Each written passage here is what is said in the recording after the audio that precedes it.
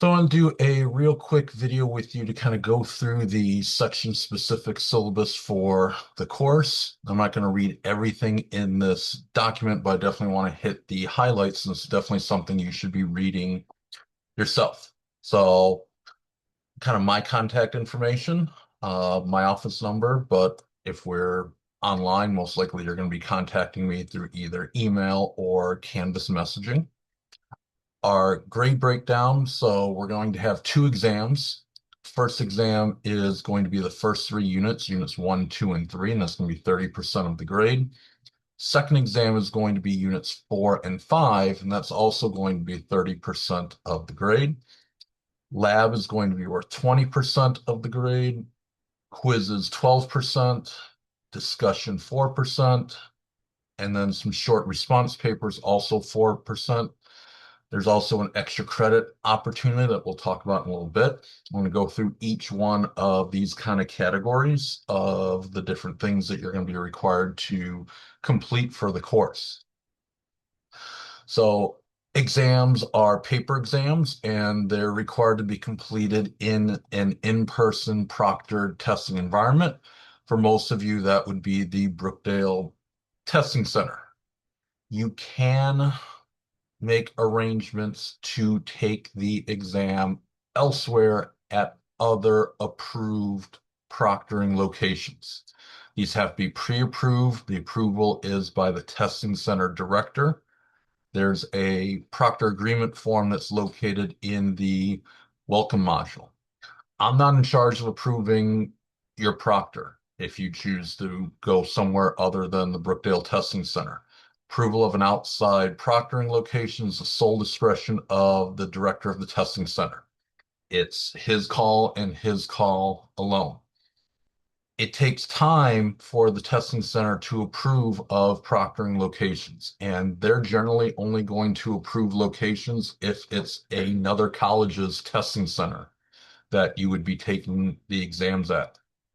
If you think you're going to try to complete exams at a location other than Brookdale's testing center, you need to begin the approval process immediately. You can't wait on that. You can't wait till a couple days before an exam or even a week before the exam because it takes time to get those arrangements in place. We're not able to provide you any extensions if you have an issue with your proctoring location or getting that location approved. So take care of it right away, day one of the semester, if you think you're going to want to test somewhere other than Brookdale's Testing Center. For most of you, you're going to be using Brookdale's Testing Center. It's your responsibility to look up the testing center hours. They can change. Sometimes they have a different schedule each month in terms of what night they might have available or when they start a particular day. So that's up to you to kind of look up those testing center hours for you to complete the exams. You will need photo ID to use the testing center and to take exams. All the testing center rules have to be followed. Once you begin an exam in the room in the testing center, you're not allowed to leave that room for any reason, including bathroom breaks. So plan accordingly. Don't overhydrate yourself. Take care of the bathroom before you go in. If you want Kleenex with you, make sure you have Kleenex with you. If it's allergy season or whatever. But basically, once you get the exam inside the room, that's your time. If you leave the room, you're basically submitting your exam. Exams are a major part of the grade. If you miss an exam, it makes it almost impossible to successfully complete the course. Each exam is 30% of the grade. It means missing one, you're probably not going to successfully complete the course if you miss one of those exams. So make sure you schedule yourself enough time to make sure you're properly taking those in-person exams. Lab is 20% of your grade. Your lowest lab score ends up being dropped. Each submission for your lab should always be 100% your own work. Okay? Should be submitted on time and into the correct Canvas Dropbox. The Canvas Dropbox is only going to take files in PDF format. There's lots of tools out there to save and convert files to PDF format. There's also web-based conversion programs where you can convert any file to PDFs. Your submission should be in one single file. I won't accept multiple files for a lab submission. There's multiple ways to combine your work into one document. If you have pictures and text, you can copy and paste them from one document to another. There are many programs that can merge entire files together. So make sure you kind of get everything into one single PDF document. You can check for the following thing for every single lab submission before you kind of submit it. Is that 100% your own work? Is it complete, or did you leave things blank? You should check on those things. If the lab asks to show work or steps, did you show those work or their steps? Are you in PDF format? Are you submitting the correct file? Is everything in one file? Are your pages in the correct order? Are the pages in the right orientation? Did you submit the file in the correct Dropbox? You can go back. Canvas has the ability that once you submit something, you can actually go back and make sure everything is okay. Canvas allows you to look at exactly what you submitted. So you should check on that after every submission to say, hey, did I submit what I actually wanted to submit? Quizzes are going to be worth 12% of the grade. There's going to be 6 quizzes for the semester. Your lowest quiz grade will be dropped. So 6 quizzes drop your low. Your top 5 quizzes will count. These are taken online, but these are open note, open book, and do not require lockdown browser or Respondus monitoring. However, you should use the practice area before the first quiz to make sure you're comfortable doing things like entering in subscripts and superscripts and showing mathematical work in 2-row tables. So that's something you should definitely practice before the first quiz. Make sure you're able to kind of show your work appropriately for those quizzes. Science and action papers are 4% of your grade, and these are very short response papers based upon a short reading and writing assignment dealing with a specific topic. These are meant to be quick, very, very straightforward. If you're spending more than 15 or 20 minutes doing these, you're kind of doing them wrong. It's not the main focus of the course. It's kind of a side participation type endeavor. So usually these consist of brief summary of the main issues, why is an important issue and how it relates to your chosen field. These are usually less than 1 page in length. Like I said, these should not be taking up a lot of time. These are opinion papers. They're not research papers. You're not looking at other sources. You're basically reading the article and saying, hey, what do I feel about that article? It's very opinion based. Grading of these is basically a credit, no credit system. You're either going to get a grade of 100 or you're going to get a grade of 0. 100, you turned it in on time, and it follows the general formula here of what it should look like. Or no credit for falling significantly short of those requirements. Discussion is 4% of your overall grade. So that's participating in online discussion forums. These usually cover the same topic as the response paper, and they allow you to discuss the article with your classmates. Again, this isn't supposed to be a big time sink. These are supposed to be very, very short, very, very quick, grade boosting type things that you should just be pounding out hundreds on. Since these are participation grades, it's graded credit, no credit. You're required to have a meaningful post in each discussion board. A meaningful post adds something to the conversation. Things like saying, I completely agree, or LOL, I never thought of that, doesn't really add anything meaningful to the conversation. Those aren't meaningful posts. You also should not simply repost your paper in for a discussion post. That doesn't create dialogue. That's not a conversation between individuals. Extra credit, there's an extra credit opportunity. So there's an opportunity for up to 1% of extra credit towards your overall average. This extra credit is mentally added by me to your overall average at the end of the semester when I submit your final grade. So this opportunity occurs very early on in the semester and involves completing a quiz that doesn't really deal with the actual chemistry content, but it's basically this syllabus type information regarding things like grade breakdown, rules, policies, procedures, advice how to be successful in the course. A lot of things we're talking about in this video that you can find in this document. You can attempt this quiz as many times as you want in order to get a perfect score in it, which is 1 out of 1. The computer is only going to save your highest score. Besides potential bonuses on exams, this is the only extra credit that's available in the course. So you want to make sure you take advantage of it. This 1% doesn't fix everything, but what this 1% does is if you are really, really close to that next grade, that 1% gets you there. You're really, really close from changing that B plus to an A minus. Oh, well, if you're close, that 1% gets you there. So if you're close to that next highest grade, it's going to be what pushes you over the edge to get that grade. So policies and procedures, a lot of really, really important things in here. Late work is not accepted. I don't do late. The only way we're ever going to accept any late work is for extremely serious medical or emergency situations. And it's always going to require appropriate written documentation. It doesn't matter how late it is. I go by what Canvas says. Canvas says it's late, it's late. Doesn't matter if it's 20 seconds late, 2 minutes late, an hour late. It's not going to be accepted. Plan and schedule yourself appropriately. All the due dates are listed from the very beginning of the class.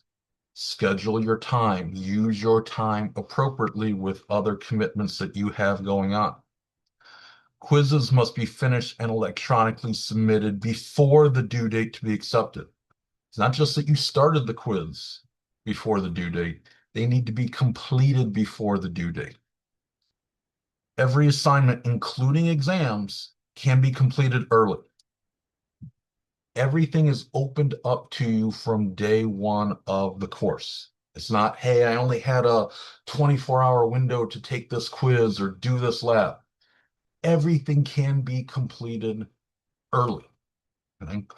It's your responsibility and your responsibility alone to make sure that your work's completed on time and you manage time and your other responsibilities appropriately. If you wait until last day to submit a lab, complete assignment, take a quiz, exam, you end up taking a big chance of something just happening, life happening.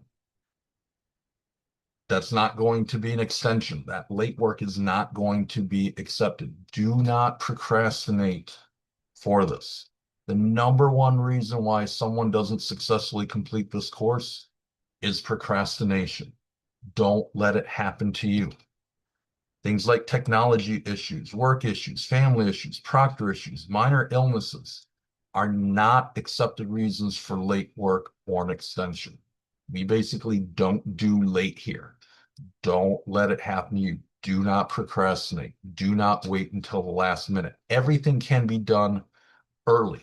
In fact, you should be submitting things well before the due date. The due date is the absolute latest you should be submitting any assignment. Most things should be done before that to give yourself a little leeway. So there's zero tolerance for academic integrity issues. The primary reason to take this specific chemistry class as opposed to others is because you're entering a medical or healthcare related program.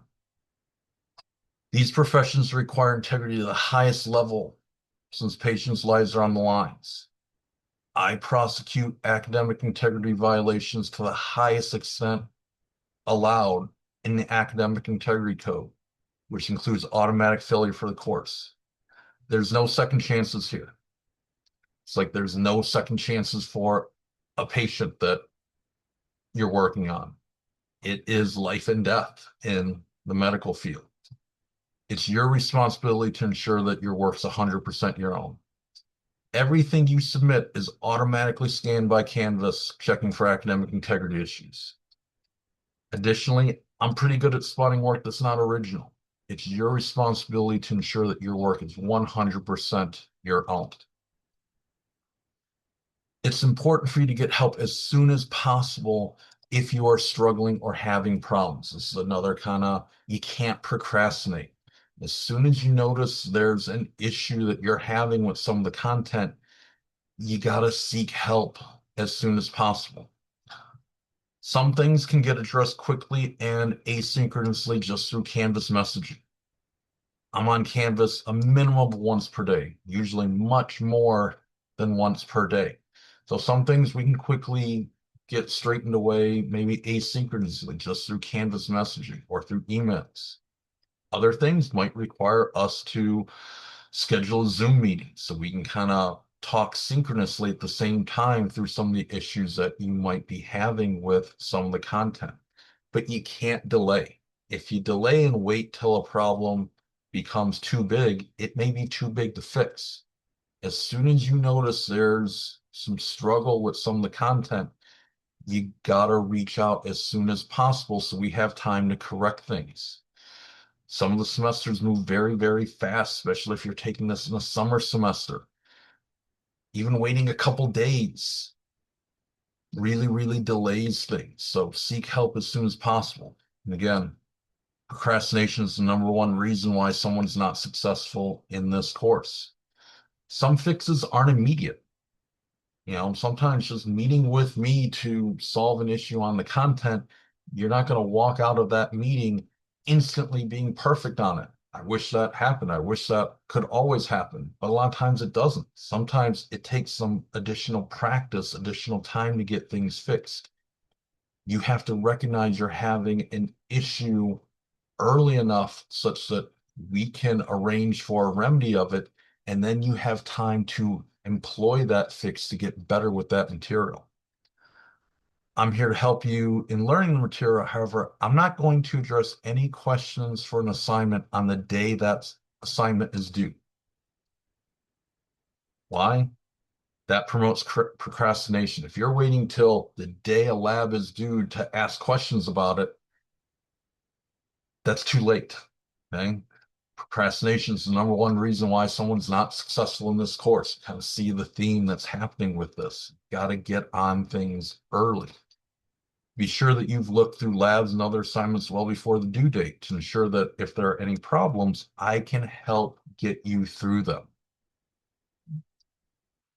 Older editions of the textbook are okay in terms of the content, but if you end up using an older edition of the textbook, it will cause some problems since older editions will not match up with chapter numbers, section numbers, page numbers, problems numbers that are listed in that department syllabus. So after you submit a quiz, the computer will try to automatically grade the entire quiz, including some of the free response questions. The computer cannot accurately grade free response questions. I manually grade each and every quiz after the due date. There's no need to message me after completing the quiz if the computer marked something wrong. I manually grade every single quiz after the due date to take care of that. Quizzes are required to be completed in one sitting. You can't open them, save them, and come back later. Do not start a quiz unless you're actually ready to deal with that quiz. So some tips and advice on how to be successful in this course. So it requires a minimum of 150 hours of focused work to be successful in this course. If you're in a 15-week semester, that means a minimum of 10 hours per week. If you're in an accelerated 11-week semester, that's a minimum of 14 hours per week. 10-week semester, 15 hours per week. If you're in one of the super accelerated summer 6-week semesters, that's a minimum of 25 hours a week. Literally a full day, over a full day per week, just devoted to dealing with chemistry. You think about that during the 6-week semester, well, in order to get 25 hours in that week, you're looking at averaging over 3 hours a day, every day, dealing with chemistry. That's how fast some of these short terms are. It's It's important that you spend that time each and every week. Remember, procrastination is the number one reason why someone's not successful. You can't catch up in chemistry. And same is true for some of your medical classes, some of your math courses as well. Spending very little time one week and trying to make up for it the following weeks is not a winning strategy. Okay. Cramming does not work in chemistry, it does not work in math, it doesn't work in some of your medical courses that you'll be taking. Chemistry is very difficult to catch up with if you've fallen behind. So the best thing to do is make sure that you haven't actually fallen behind. To be successful, you should employ the same techniques that you would use in a face-to-face class. And it goes through kind of a common sequence. Read the textbook, go to lecture, and then practice problems. The first thing you should do is you should always read the textbook chapters for the unit that you're working on. And it's okay that it doesn't make perfect sense. And it's not read and reread till it makes sense. All you're trying to do is get a real quick exposure with it. The goal isn't to perfectly understand the material by reading the textbook. It's just to get the first initial exposure to it. You've seen it once. Second is then you would attend lecture. Well, we don't have a synchronous face-to-face lecture. What that means for you is watching the videos. You're watching those videos. The mistake that a lot of online students make is that they're watching the videos in too casual of a setting. Okay? You should be doing this in a distraction-free environment, at a desk or a table, as well as actively taking notes during the video, just as you would in a face-to-face lecture. You shouldn't be checking out videos on your phone, watching TV, listening to music while you're watching videos. That isn't going to work. You have to put yourself almost like you were in a in-person environment, distraction-free, away from other things, notes ready to go. Most people, when they get themselves in trouble, they're just kind of casually watching videos while other things are going on instead of really treating it the same way you would if you were in a synchronous in-person class. Great way to accomplish this is to print out the slides before you end up watching the videos. Print out your slides. Now you're taking notes directly on those slides. For some material, especially true for units 4 and 5, it's sometimes useful for multiple different colors of pens, pencils, markers in order to help organize and set up your notes. It can be done for all units, but you're seeing the last couple units, that can be a really, really key thing to kind of help you out. Third is to practice doing problems to ensure that you've mastered the material. A common error that many students fall into is not doing enough problems. When you're watching a video, the material may look very easy, look very straightforward. You may be watching and say, gee, I will definitely be doing that. Or I would definitely do it that way. Or I'm not going to have a problem with that as you're being guided through it at the time. That can lead you a very false sense of security. My job is to try to explain it in such a way that it does look easy, that it does look approachable. But it's not easy until you have made it easy for yourself.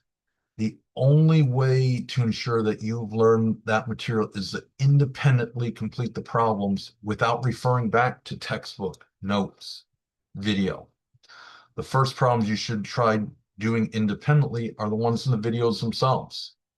Then you can move on to try book problems and then maybe supplemental problems that are located in Canvas. But the key thing is you have to do. Just watching isn't going to get the job done. It can look easy in a video where you're like, yeah, of course I would do that. Well, would you really do it when it's just you, a problem, a piece of paper, and a pen? You have to make sure you're able to do it independently on your own before you walk into the testing center and try to complete an exam dealing with some of those materials. So make sure you're doing problems. Another common mistake students make is how they end up spending their studying time. And that's because science and math courses are fundamentally different than humanities and social science courses. In many humanities and social science courses, you can be successful through mostly passive studying techniques. In math and science courses, a larger percentage of the time has to be spent doing active studying techniques instead of passive studying techniques. My recommendation, 75% of your studying time should be using active techniques and 25% using passive techniques. Now, what do I mean when I say active versus passive? Passive studying involve activities where you're not the principal doer, you're the receiver. You're passively absorbing and receiving information from another source. Examples of this would be things like rereading a section of the textbook, rewatching a video, reviewing notes, reviewing PowerPoint slides. And you should be doing some of those things, but those are passive studying techniques. You're the receiver, you're not the doer. Active studying involves activities where you're the principal doer of the activity. Examples of active studying is doing problems independently, working on problems on your own, or explaining a concept or idea to somebody else. There, you're the one doing the action instead of the one receiving the action.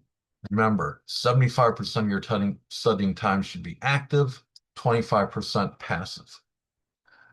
Another common error that students make is they delay or procrastinate working on some of the memorized pieces of material. Some specific examples of this from the first couple of units include the metric prefixes and the elements and symbols in Unit 1. Unit 2, those are polyatomic ions and molecular prefixes. Any sort of memorized material should be dealt with as soon as possible, since in many cases you first have to memorize those facts in order to use those facts later in order to solve problems. If I were to kind of give you an example, you think back many, many years to when you're in second, third, fourth grade. One of the things that you did is you memorized the multiplication table. You memorized 4 times 5 is 20. 6 times 6 is 36. It didn't end there. You then use that information later in order to actually solve math problems. But you couldn't solve the math problems later if you didn't have those key memorized pieces first. So sometimes it's not just memorizing pieces, you need to memorize them such that you know them, such that then you can integrate them, you can use them, you can then solve problems using those basic facts. So I wanted to go through this document because there's a lot of important things in terms of policies, procedures, and most importantly, to give you a good framework of how you want to make sure that you are kind of being successful in this course.